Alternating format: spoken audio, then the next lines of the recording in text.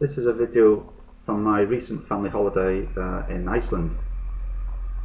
We spent a week based in Reykjavik, and in between family trips out I was trying to catch some fish from the shore. I had most success using jig heads and rubber worms.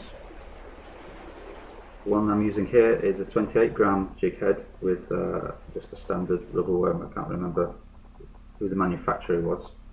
My rod was a Shimano Exage BX STC 9 foot travel rod. It breaks down into 5 pieces actually, and it's into a suitcase. Really nice rod for trips. Mine is the 14 to 40 gram weight rod, and it was matched up with a Shimano Exage 4000 FD reel, loaded up with braid and mono threads. So I started off from a mark where I had great success the evening before. This is the morning at high tide, and I hook into a cod on the second cast.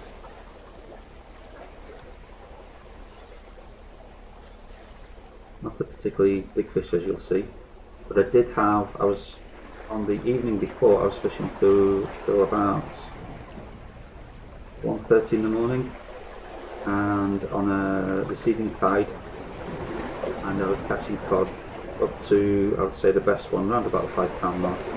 Had several in the 2 to 3 pound mark, and many more through all that. I had tried this spot earlier in the week and not had great success. I don't actually remember the state of the tide. It was a late afternoon I tried it, but I was catching a few. I caught a small cod and a small pollock, and caught them on anything from rubber worms to even a mesh spinner.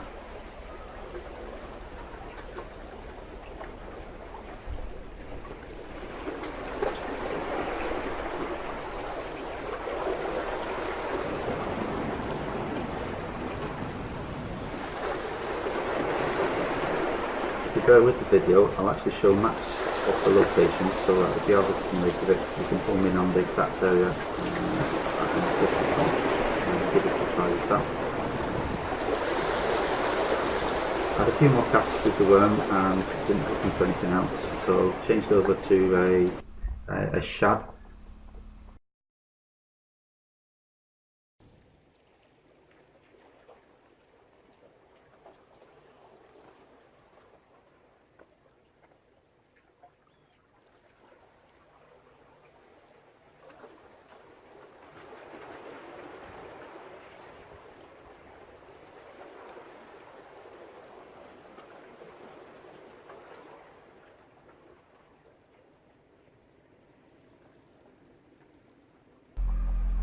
And I hook into a fish immediately, actually taken on the drop.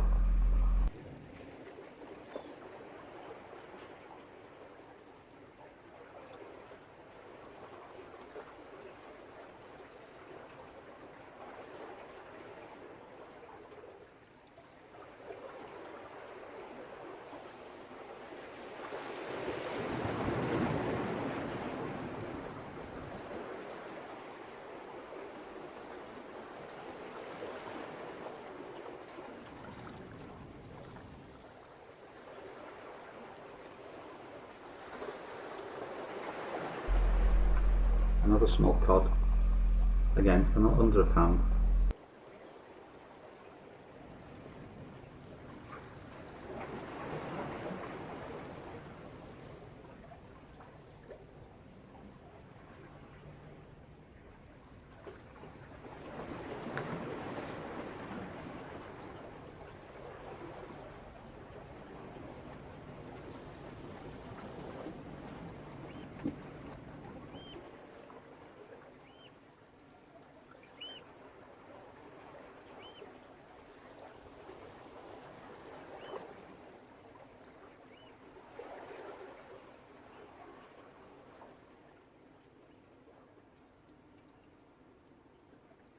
Had a few more casts with the shad, but wasn't hitting anything.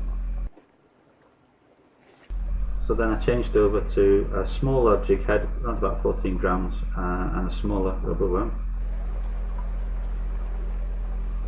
Had a good success with this rig on the evening before.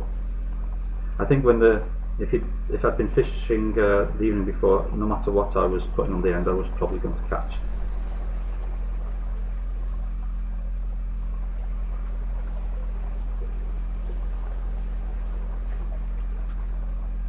They also had some success using Savage Gear crayfish, rubber crayfish, and all I would do with them is to cast out and then just bounce them very slowly along the bottom, and that proved quite effective.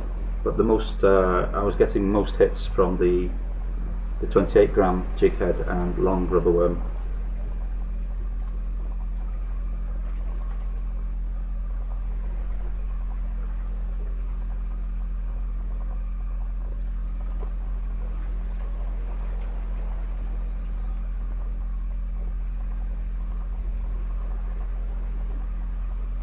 So this mark is another seawall made up of large boulders.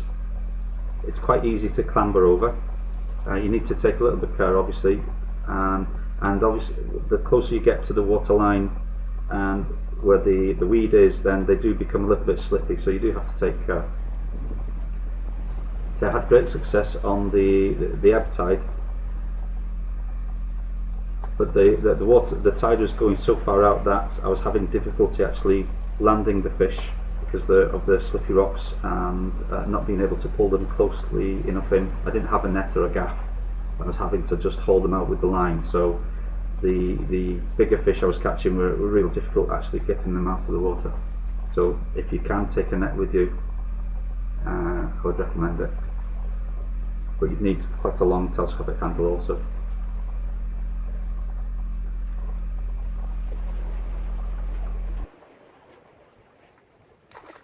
Here's some photos from the evening before, some better fish.